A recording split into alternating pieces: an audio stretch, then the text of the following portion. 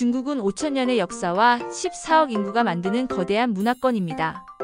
하지만 겉으로만 보면 이해하기 어려운 점이 많죠. 오늘 영상이 중국을 이해하는 열쇠가 되길 바랍니다. 중국인의 독특한 성격 첫 번째는 집단 조화를 중시하는 것입니다. 개인보다 관계와 집단의 조화를 중요하게 생각합니다. 직장이나 친구 관계 모두 관계 속에서 신뢰를 쌓는 것이 매우 중요합니다. 두 번째, 실용주의적 사고입니다. 중국인은 현실적 이익과 결과를 중시합니다. 이는 역사적으로 치열했던 생존 경쟁과도 깊은 관련이 있습니다. 세 번째, 체면입니다. 체면은 단순한 자존심이 아니라 사회적 신뢰와 명예의 상징입니다. 체면을 세워주는 말과 행동은 관계를 깊게 만들고 반대로 체면을 잃게 하면 관계가 깨질 수 있습니다. 네 번째, 끈기와 인내입니다. 장기적인 목표를 위해 오랜 시간 기다리고 준비합니다. 비즈니스나 인간관계에서도 조급함보다 꾸준함을 중요하게 생각합니다. 중국인이 좋아하는 행동 첫 번째, 존중 표현입니다. 나이, 직위, 경험을 존중하는 말투와 태도가 필요합니다. 두 번째, 작은 선물과 성의 표시입니다. 처음 만날 때나 집에 방문할 때 작은 선물을 준비하면 좋습니다. 상대방 고향 특산품이나 의미 있는 물건이면 더욱 좋습니다. 세 번째, 관계 유지 노력입니다. 특별한 일이 없어도 안부를 묻고 연락하는 것, 명절이나 기념일에 메시지를 보내는 습관이 호감을 줍니다. 중국인이 싫어하는 행동 중 첫 번째는 공개적인 비판입니다. 체면을 잃게 만드는 행동은 큰 실례입니다. 두 번째, 문화나 역사에 대한 무시입니다.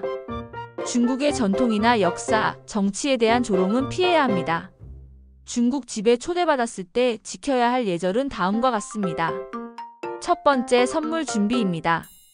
차, 과일, 건강식품, 특산품이 좋습니다. 시계나 흰색, 검정색 꽃은 피하세요. 부정적인 의미가 있습니다. 두 번째, 자리 배치와 식사 예절입니다. 주인이 안내하는 자리에 앉고 주인이 먼저 식사를 시작하면 함께 시작합니다.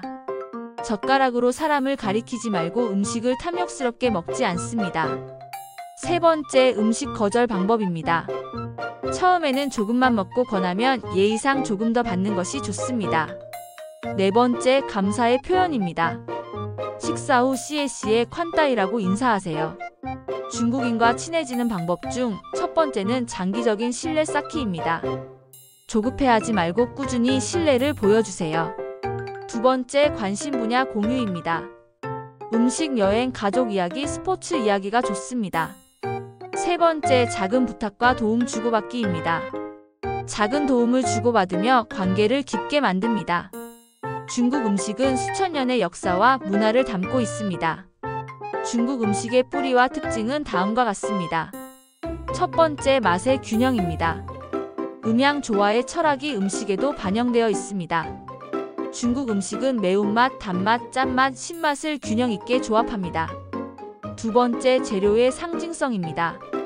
생선은 풍요, 국수는 장수를 의미하며 만두는 재물, 탕위아는 가족 화합을 뜻합니다. 음식의 색과 모양도 상징적인 의미를 가지고 있습니다.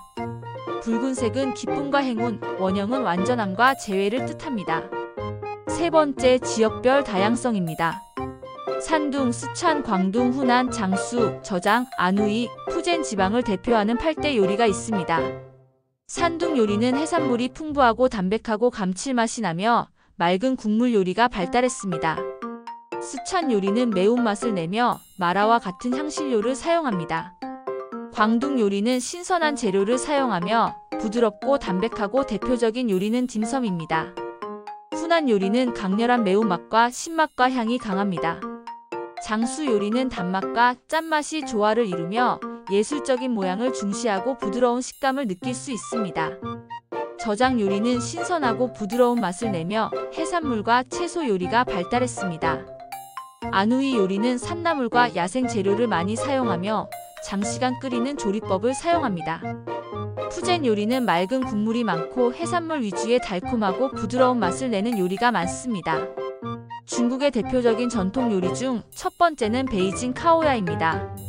황실 음식으로 시작해 바삭한 껍질과 부드러운 고기가 특징입니다. 두 번째는 딤섬입니다. 광둥 지역의 차와 함께 즐기는 작은 요리들입니다. 세 번째는 허거입니다. 육수의 재료를 직접 익혀 먹는 전골로 나눔의 상징입니다. 네 번째 월병입니다. 중추절에 먹으며 가족의 화합을 상징합니다. 중국에서는 다음과 같은 식사 예절을 아는 것이 좋습니다. 첫 번째 자리 배치입니다. 귀비는 출입문이 보이는 자리에 앉습니다. 주인의 안내가 있기 전에는 앉지 않습니다. 두 번째 식사 시작 예절입니다. 주인이 먼저 젓가락을 든 후에 식사를 시작합니다.